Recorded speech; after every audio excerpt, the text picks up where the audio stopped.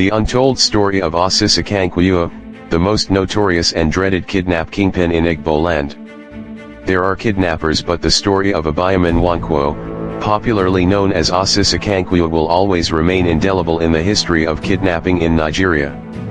His was a story of an obdurate fellow who recruited more than 3,000 men into the nefarious job of kidnapping that terrorized the whole of Abia State, especially Aba and environs, even down to Abikbo in Rivers State. His activities got so terrible that at a point, people living across area junction of Aba was sacked as the kidnappings got intensified.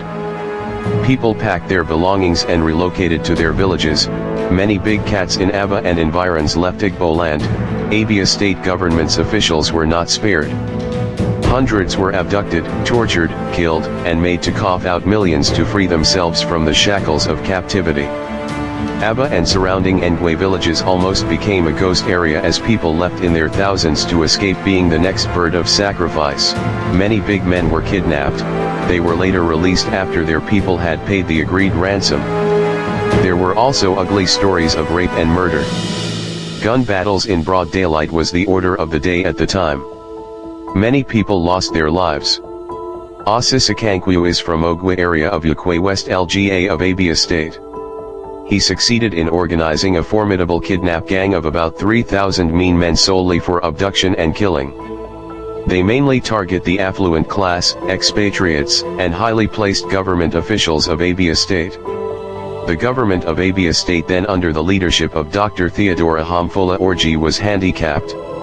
Nothing could be done as hordes of Aba residents were either killed by the rampaging Aba kidnap gang. In April and May of 2010, 2 German and 3 Chinese nationals together with 9 Nigerians working for Nigerian Steel Company, ABBA, were kidnapped by Osisikankwu's gang. They were later released after the payment of millions of naira. On July 10, one Mrs. Victoria Ori was abducted by a 4-member gang who demanded for a whooping sum of 20 million Nigerian naira.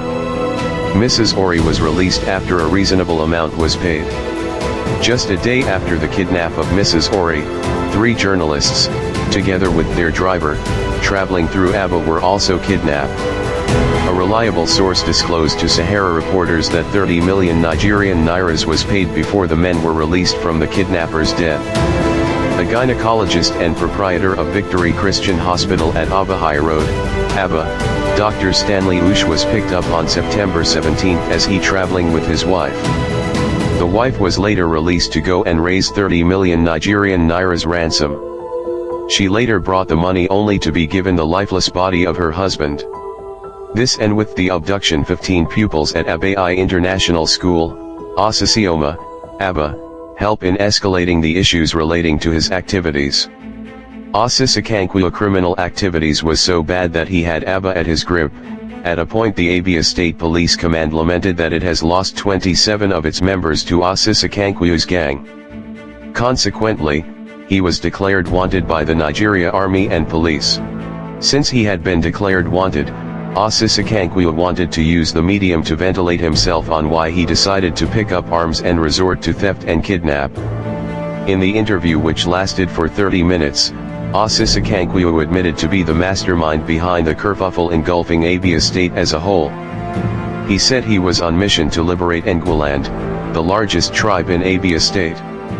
According to him, Ngweland has been marginalized despite harboring the commercial and industrial city of Aba and being the oil-producing enclave of Abia State.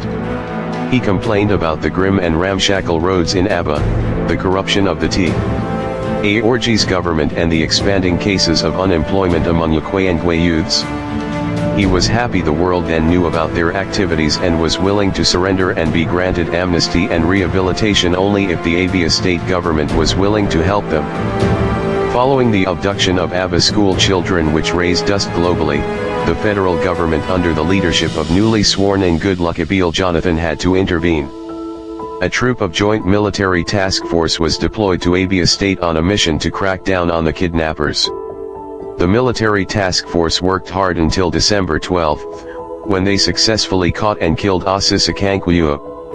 According to Lieutenant Colonel Sajir Musa, an army spokesman then, the notorious criminal was killed at Ugwetai Forest in Ukwe West Lga of Abia State, after a fierce gun duel between the Joint Military Task Force and Osisikankwu's gang. The soldiers, after emerging victorious, displayed the body of the kidnapped kingpin in an open van round Aba to the ecstasy and jubilation of Aba residents. Osisikankwo's girlfriend, Agakai, was also arrested during the operation. Agakai, who was reportedly 3 months pregnant, pointed out the exact locations where Osisikankwo's hideout was. Consequent upon the revelation, a mop of operation was carried out the JTF in the Ugwetai Evil Forest. The operation led to the recovery of the following: 48 empty magazine of AK-47, 3,848 rounds of 7.62 mm special ammunition, 538 rounds of 7.62 mm NATO. In a swift reaction, the Abia state government, under the Theodore Orji administration, described the killing of Osisikankwu as the triumph of light over darkness and commended the JTF for their dogged fight against the notorious kidnapper. To follow for more videos, please like, share and subscribe.